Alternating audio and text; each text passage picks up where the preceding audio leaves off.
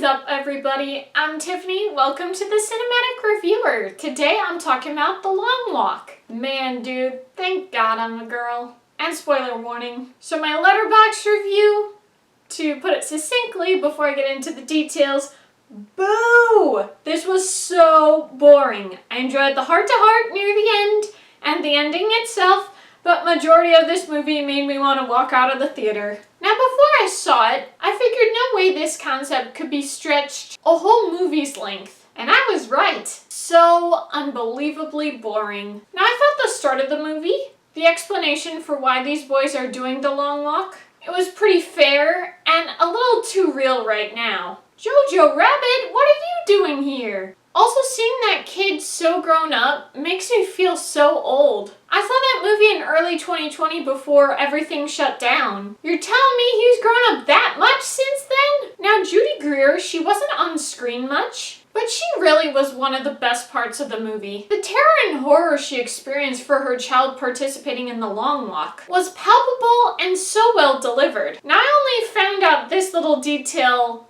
after I saw the movie. Mark Hamill was the major? That is wild. I really did not expect that. I was expecting it was going to be your typical military guy would be the one behind the glasses and everything. I really was not thinking it was going to be Luke Skywalker. I was like, wait, what? Now the main character, Garrett, his dad getting killed off for not submitting to the regime and teaching his son the old ways. It's really hitting too close to home. This is getting a little too much. It's hard to watch dystopian stories when we're in a dystopia. I'm a little like, it's a little bit much. Garrett talking about the long walk, about why it's bad and messed up. It seems a little in your face, no? It's not the most well executed. Certainly not in the way that the more art house type film enjoyers would prefer dialogue to be delivered. So I'm so surprised by the number of art house film fans that I've seen actually like this movie. I just really don't get it. I was not enthralled by the movie when the boys were bonding. I didn't like any of them other than the two main characters, Pete and Garrett. Garrett seeing his mom near the end of the movie and nearly getting himself killed to apologize to her, it was very sad and touching. Pete helping Garrett and having a heart-to-heart was a really great scene. It almost made me not hate the movie. Almost. Now the ending was pretty good. It was sad Garrett died, but really, he was being helped so much by Pete, it really only made sense that Pete would win. Pete was the MVP throughout the journey, throughout the movie. He was definitely more the likable character. Pete being so distraught by Garrett's sacrifice that he was about to kill the major, despite being the boy who believed in hope, got me hooked to see what he would do. Now this is about to be some spoilers for the movie 7, so go ahead and skip to this time frame. Like how Brad Pitt struggled before killing the serial killer in 7, this movie gave the proper payoff we needed. Pete kills the major in Garrett's honor. I'm a bit annoyed we didn't get to see if the regime will let Pete go or if he will be killed for doing what he did. So while this movie ended fairly strong, I was so unimpressed with it. I was going to give it a half star before we got closer to the end, so I will give this movie a 1 star. I was incredibly disappointed in this movie.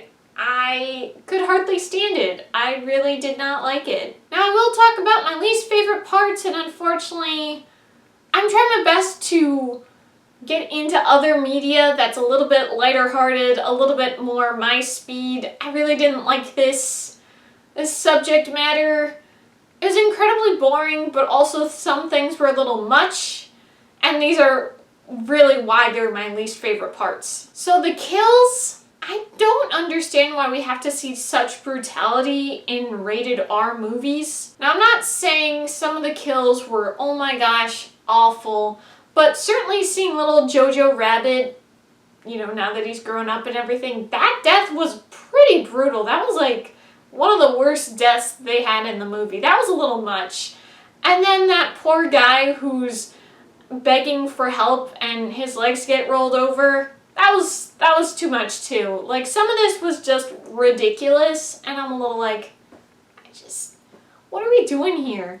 Like, there's plenty to be said from some people about the Hunger Games that, like, wow, I can't believe we let our kids watch this thing where other kids are getting brutalized, and then everyone is, like, super ready to watch these teenagers. Basically what my point is here is that there's a lot of talk that we shouldn't be the very spectators we're critiquing in media, and yet it does seem like certain people, anyway, want to see the deaths happen the way they do in this movie, The Long Walk, but then there's plenty of fair critique for the Hunger Games.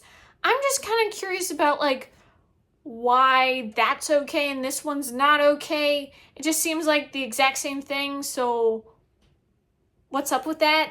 And the bathroom situations? Just no. Ew, yuck.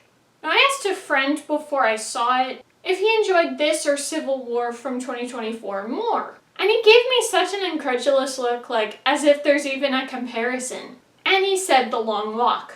Now that I've seen it, I have to wholeheartedly disagree. I was so enthralled and hooked by Civil War when I first saw it last year. I really do not understand the appeal of The Long Walk, the movie, the story, any of it. Now, Stephen King has books that have been made into movies that I have enjoyed. Christine, I'd say that's my favorite one. Misery, I've enjoyed that too. But I will say, I haven't seen too many from him, so I do not have this full Stephen King knowledge, okay? So, like, I've only seen some of them. But I do want to talk about the Hunger Games. Okay, so you can have whatever opinions you want, whether it was a ripoff of Battle Royale, or if you do take the story of what Suzanne Collins said about things, like, in general, people are going to have their own stories about things that are going on. There's a lot of people that have a serious problem with war, and for good reason. And so they're gonna have stories to talk about that, to commentate on that, right? So just imagine, okay, let's take the Hunger Games literally in the sense of the title. Let's just imagine for a second. This is a televised competition. Let's say they literally have to be hungry, okay? Let's just imagine that's what the concept was. It's just conversations, and these people can't eat, okay? How long can they go for? Who will be the last one standing? Does that sound like an interesting story? And the only thing you see is the competitors having conversations? I don't know, man. I don't think it would be a full-on franchise, a successful book series that would turn into a successful movie series. Do you guys think that would have done much? Would have really sold the people, really hooked them in? Exactly. That's what The Long Walk is, you know? Okay, you got a dystopian story, you gotta talk about whatever, but that's really what it is. The Long Walk is The Long Walk. Like, it takes the title literally. That's all that happens. They have some conversations. Like, there is much to be said for messed up systems, right? There is so much you can do with the story. As people have kind of talked about, like, I was looking to see what's the difference between the Long Walk book versus movie. And there was a lot of stuff that was missing in that story. Well, I thought it was kind of interesting to see this article, to have more of an idea of, like, some of the things of the purpose of it, that this story came out in the 70s, and it was about the Vietnam War and stuff like that. There is a lot of reason for why that story exists, but also with how old the story is, it's kind of almost like the grandfather of some of our more modern day stories, whether it be Battle Royale, Hunger Games, Squid Games, which I thought was an interesting point from this person who, talked about it. And I feel like that's kind of accurate. Okay, we are talking about dystopias. We are seeing a live televised competition. We're seeing people be maybe not the best by watching these people suffer. Can't you make it more interesting? I'm sorry, I care about plot. I need things to happen. I'm not saying you can't have a good story with character-based deals, okay? I have enjoyed plenty of stories where it's really character-based. I've enjoyed contemporary stories. A story like this, I need more things to happen. I was actually kind of intrigued by the part where you have Judy Greer and you have Garrett and everything. It's like, oh, maybe they can cut to other things that are happening in these boys' lives in the past. Like, have more things happening than just them walking.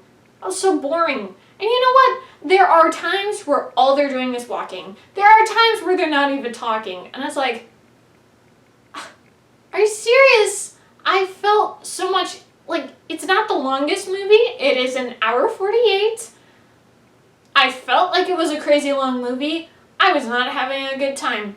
I'm very disappointed. This is not a movie I intended to see. A friend of mine kind of wanted to see it, and then I actually had to convince her to go see it. It was a whole thing. But she actually liked it, and I couldn't stand it. So, you know, it works for some people, it doesn't work for others. It was not the movie for me. I'm definitely looking forward to some other movies that are upcoming. A Big, Bold, Beautiful Journey, looking forward to that. Him, Good Boy, maybe Tron, the new Tron movie will be good. We'll see what happens, but I'm looking forward to other things going down. This was bogus. This was so bad. I'm still wondering to myself, it's interesting with Stephen King stories. There's been plenty of adaptations, and even an adaptation of the adaptation. We've gotten stories like It and Carrie that have already been done before. What's the reason that it took them this long to do this story? Could it be that it's not really interesting and it really doesn't fit for a movie? I say yes. I could not stand it. I was shocked to see how many people were in my theater. It was like packed. So many people were there. Now I do understand. There was a little bit of different generations, definitely some older people that probably were teenagers at the time of when the book came out. So I am just frustrated. I did not have a good time with this movie. I'm still kind of grossed out by some of the stuff they did, because really there are times, certainly at the parts where Garrett is kind of passed out and Pete's kind of holding him up to keep him going when he's just too exhausted. During those times, he could say, "What happened?" That's when you could say, oh yeah, one of these guys got killed because he had to go to the bathroom. Something like that. We didn't need to see it. We did not need to see it, and anyone who defends it, you're gross. I'm telling you what, you are gross. Thank you guys so much for watching. I hope you enjoyed. If you did, be sure to give this video a big thumbs up, comment below, and if you liked this video and would like to see more movie content, be sure to hit that subscribe button. See you guys next time. Bye!